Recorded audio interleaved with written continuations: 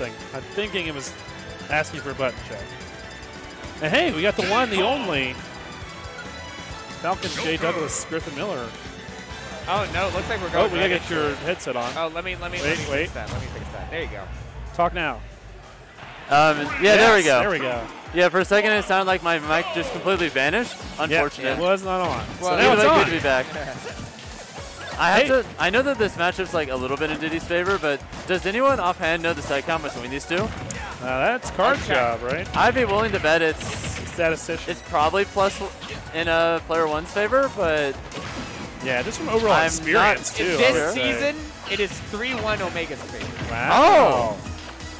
Never mind. That's interesting, yeah. So it's since the 1st of July, basically since tourneys came back fully. I'm not surprised though. Omega's really good at this matchup. Omega even had a set versus Aaron at InfinityCon where he was actually up 2-0 and he actually got Aaron off stage. He got the gimp. He gimped Aaron off stage, but the barrels flew off, exploded, and killed Omega while Aaron was dying. It was insane. R.I.P. dude. Yeah, it was super rough. Would have been the upset of his lifetime, but the universe says no whenever. Yeah. The whole point of the tangent is that Omega's good at the matchup. Okay. Joker in general, I feel like. I don't know. Maybe it depends. I know a lot of the Jokers think that they lose this matchup, and the Diddys think they win. Diddy in general is a character that has a lot of like kind of weird losing matchups, but he also just has an incredible matchup spread against so many of the best characters in the game. I think he beats like at least 5 or 6 top tiers in the head-to-head, and then like goes even in most of the others. Ooh. And then he also like loses to Duck Hunt. Yeah, just randomly. Weird character, weird matchup spread. Is that his worst matchup, you think? Like that, Mega Man. I think he has trouble with like. Mega Man, I forgot.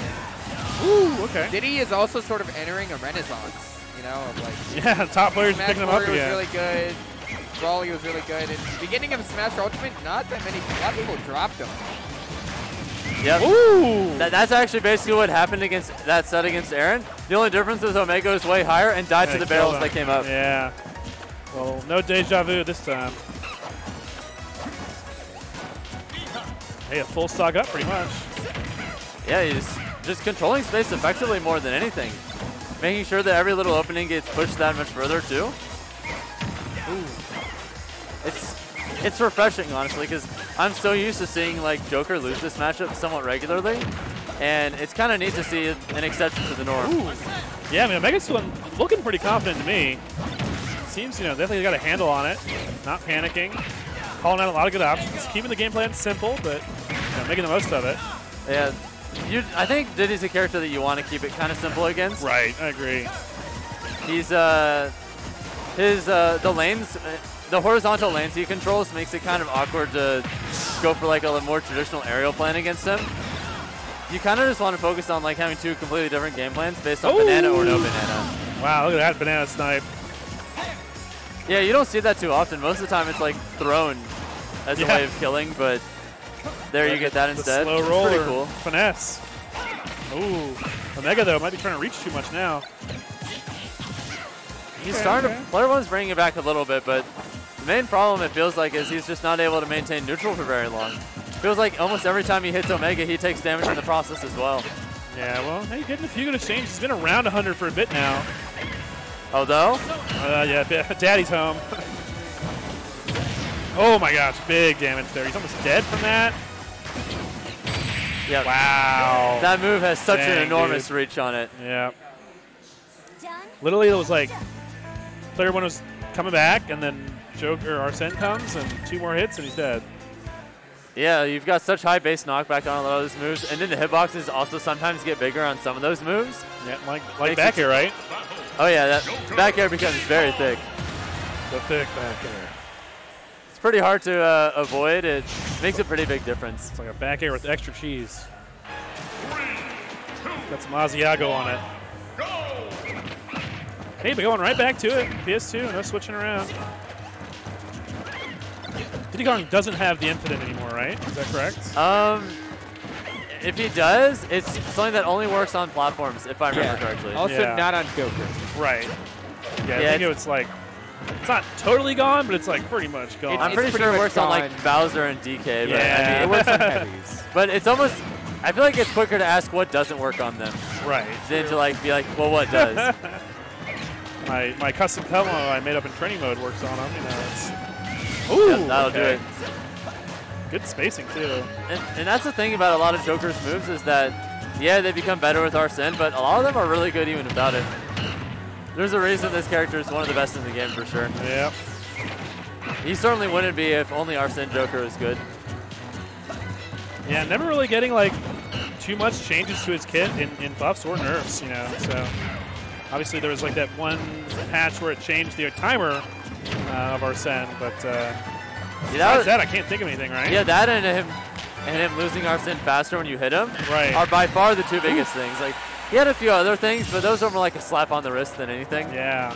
Like Aha has like 2 or 3 more frames to bend like now. Okay, I didn't know that. But it was already pretty punishable from if you don't get hit by it anyway. It's not suddenly now punishable by a bunch of things it wasn't before. It's just, I guess, more forgiving to punish now. That's about it. Wow, good trapping for Omega right now. Not letting Player-1 land. Finally tricking it up. It's got the stage, sort of. Oh, it mainly just feels like Omega's burst options have been so on point that Player-1 hasn't really been able to control space the way you normally do in this matchup. Right. He hasn't really been able to like slow down or pin down Omega with banana or anything. Feels like Omega's just running around freely. He's got our send back now. That's Diddy's worst nightmare when you can just run around freely. Yep, that'll do it. That up tilt's Barrels though? No! Darn. Oh, I can assure you, without a doubt, that Player-1 was aiming those barrels the entire time. In full control, man. The barrel technician himself. Barrels are fun, baby. Oh! Bananas are fun. Not quite as fun, though. Yeah, Player-1 has probably spent more time like learning how the barrels work in this game than I'd be willing to bet maybe anyone else. Yeah, oh yeah. He's made a very large amount of YouTube videos about the most obscure interactions with the move. It's probably his favorite move. Yeah, he did some nutty stuff with them. Yeah, he needs to do a lot more nutty stuff right now, though he's losing. Yeah. He could get a kill. Oh, no! What a oh clean conversion by Omega. Yeah, you can tell that was super clean. Yeah. Like I said earlier in the first game, he's really good at this matchup. Yeah. Really, no really good at it. needed. Oh, is that another one of his corners? Interesting. iGreg versus Teaser. Robin Samus. Just want a quick shout out to Rob Slayer, who got 49th at 404, losing to Omega and Jazzo. I don't know. Oh, some random guy. Just some random guy lost to Omega and Jazzo.